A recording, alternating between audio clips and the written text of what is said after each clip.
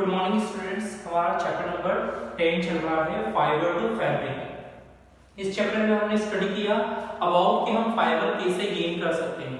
To type के fibre होते हैं, एक होता है नेचुरल फाइबर, दूसरा होता है सिंथेटिक फाइबर या कहें man made fibre. Natural fibre हमें नेचर से मिलते हैं, तो अभी तक हम किसके बारे में स्टडी कर रहे हैं? Natural fibre. नेचुरल फाइबर में हमने सबसे पहले स्टडी किया अबाउट वूल। वूल हमें किनकी हेल्प से मिलते हैं? शिप्स की हेयर से, या फिर जो एनिमल के हेयर होते हैं उनकी हेल्प से हम वूल को जनरेट कर सकते हैं, उनकी हेल्प से हम क्रिएट कर सकते हैं। और यही वूल हमारे हेल्पफुल होते हैं किनमें? वूलन क्लॉथ बनाने में। जहां पर भी हम विंटर सीजन की बात करें, जहां पर ठंड काफी पड़ती है, वहां पर इन वूल के हेल्प से बने हुए क्लॉथ ही सबसे ज्यादा प्रेफर किए जाते हैं। क्यों? क्योंकि ये रेजिस्टेंस अप्लाई करते हैं between human body and surrounding air. Surrounding में जो कोल्ड एयर है उसे ये रेजिस्ट करते हैं और बाहर के बाहर ही रिफ्लेक्ट करते हैं और ह्यूमन बॉडी के टेम्परेचर को मेंटेन करने में हेल्प करते हैं। आज हम देखेंगे कैरेक्टरिस्टिक्स ऑफ वूल। वूल की कैरेक्टरिस्टिक्स क्या क्या होती है। हमने स्टडी किए थे कि वूल दो टाइप के होते हैं। जहां पर भी एनिमल जिनके हेयर काफी फाइन होते हैं, काफी मुलायम होते हैं, वहां से जो हमें मिलने वाला वूल होता है वो फाइन वूल होता है। लेकिन ऐसा वूल जिसमें हेयर काफी थिक होते हैं, काफी मोटे होते हैं, इन्हें हम कोर्स वूल कहते हैं। मींस जहां पर वूल क्या हो जाता है? काफी मोटे हो जाते हैं। तो हम देखते हैं a fine wool like merino 100 crimps per inch. हम देखें कि जो मैरिनो नाम का जो फाइन वूल होता है उसमें 100 क्रीम पर इंच होते हैं। क्रीम्प क्या होते हैं? क्रीम्प मींस होते हैं एठन। आप देखेंगे जहां पर हम वूल लेते हैं उसे हम एक वूल को दूसरे वूल से इंटरकनेक्ट करते हैं, तो उन वूल के बीच में क्या होती है? क्रीम्प होती है, एठन होती है। तो यदि हम मैरिनो टाइप का फाइन वूल ले रहे हैं तो वहां पर 1 इंच में अबाउट 100 क्रीम्स मिलती है। मींस वहां पर हम यदि उस फाइबर को देखेंगे, उस फैब्रिक को, उस फाइबर से बनने वाले फैब्रिक को देखेंगे तो वो काफी फाइन होगा। क्यों? क्योंकि उनके बीच में नंबर ऑफ क्रीम्प की वैल्यू काफी ज्यादा है। जैसे जैसे हमारे वूल में नंबर ऑफ क्रीम्स की वैल्यू बढ़ती जाती है, वैसे वैसे हमारे पास जो मिलने वाला फैब्रिक होता है वो काफी फाइन होता है और काफी ज्यादा समय तक यूज होने के लिए अवेलेबल होता है। मींस यदि क्रीम्प की वैल्यू ज्यादा है तो वो हमारा वूल काफी फाइन होगा। लेकिन यदि हम कोर्स वूल की बात करें, जहां पर हमारा वूल क्या है, जो हमें एनिमल की जो हेयर मिले वो काफी थिक है, तो वहां पर क्या होगा? उन दोनों के बीच में क्रीम्प की वैल्यू कम हो जाएगी। मींस उनमें जो पड़ने वाली एठन होगी उसकी वैल्यू कम हो जाएगी। यहां तक हो सकता है कि 1 इंच में 2 और 3 क्रीम्प ही हो। मींस वहां पर क्रीम्प्स की वैल्यू क्या हो गई है? कम हो गई है, लेस हो गई है। तो वहां पर बनने वाला जो फैब्रिक होगा वो इतना स्मूथ और फाइन नहीं होगा जितना हमें फाइन वूल में मिलता है। तो सबसे पहले कैरेक्टरिस्टिक क्या हुई? Number of creams. Number of creams की जितनी ज्यादा वैल्यू होगी उतनी ज्यादा हमारा फैब्रिक फाइन होगा। अब हम दूसरी कैरेक्टरिस्टिक देखते हैं, इसका वेट। इसका वेट क्या होता है? लाइटिंग वेट होता है, लेकिन ये वाटर को एब्जॉर्ब कर लेता है इजीली। वूल के अंदर क्या होता है? वाटर को एब्जॉर्ब करने की कैपेसिटी बहुत ज्यादा होती है। ये अपने वेट के अबाउट 3/4 क्या करता है? वाटर को एब्जॉर्ब करता है। लेकिन ये होलो नहीं होता, मींस इसमें कोई भी लेयर नहीं होती है। ये एक दूसरे से इस तरीके से इंटरकनेक्ट होता है कि इसमें कुछ भी होलोपन नहीं होता है।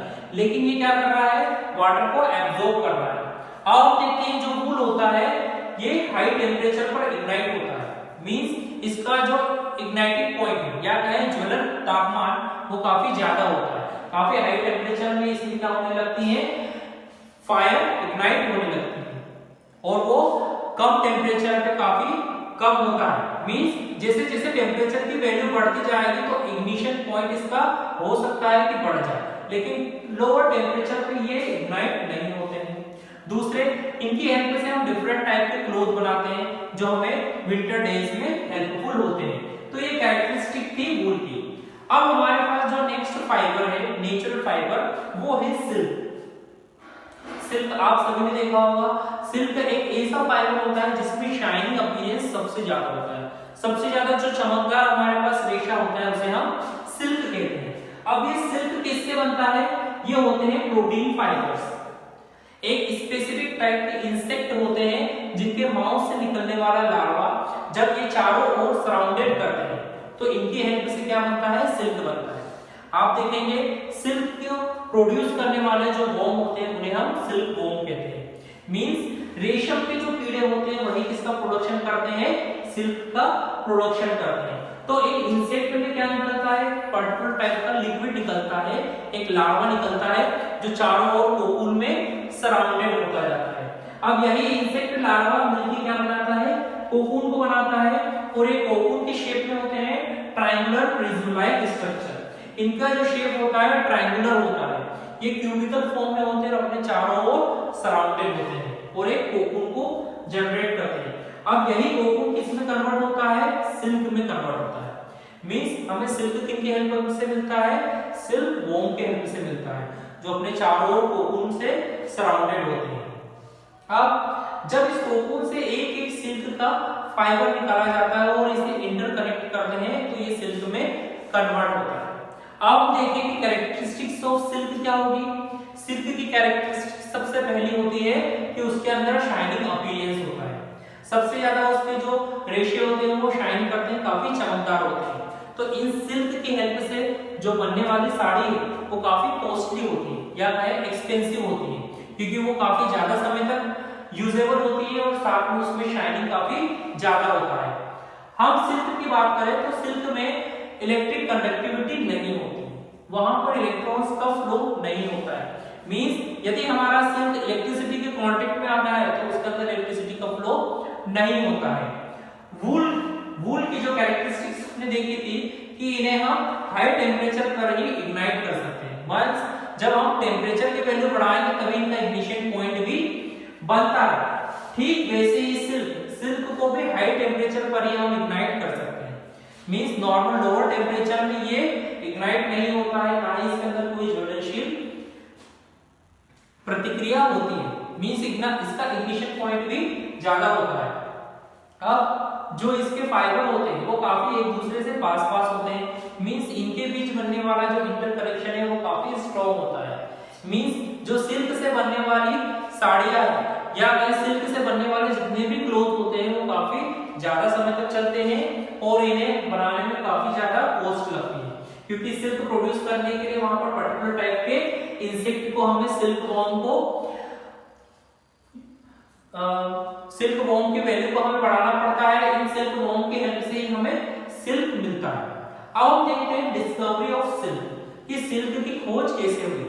ऐसा माना जाता है कि अबाउट 3000 BC या कहें ईसा के 3000 साल पहले सिल्क की इन्वेंशन हुआ था चाइना में। चाइना में पर्टिकुलर टाइप के इंसेक्ट पाए जाते थे जिनकी हेल्प से सिल्क का फॉर्मेशन होने लगा। लेकिन फिर ये धीरे धीरे कहां जाने लगे? इन्हें फिर यूरोपियन कंट्री में ट्रांसफर करने लगे। जैसे जैसे यूरोपियन जो व्यापारी थे चाइना से व्यापार करने के लिए आते थे और ये सिल्क के प्रोडक्शन को देखते थे तो इन सिल्क से बनने वाले क्लॉथ को वो काफी पसंद करते थे और उन्हें अपनी यूरोपियन कंट्री में ले जाते थे।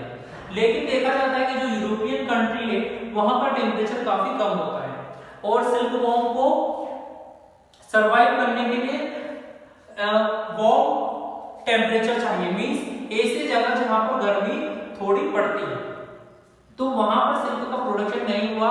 यूरोपियन कंट्री में सिर्फ इटली ही ऐसी एक कंट्री है जहां पर सिल्क का प्रोडक्शन होता है। मींस यदि हम यूरोपियन कंट्री में हम सेंटर की बात करें तो सिल्क का सेंटर क्या है? इटली। अब हम देखते हैं कि इंडिया में सिल्क कब आया।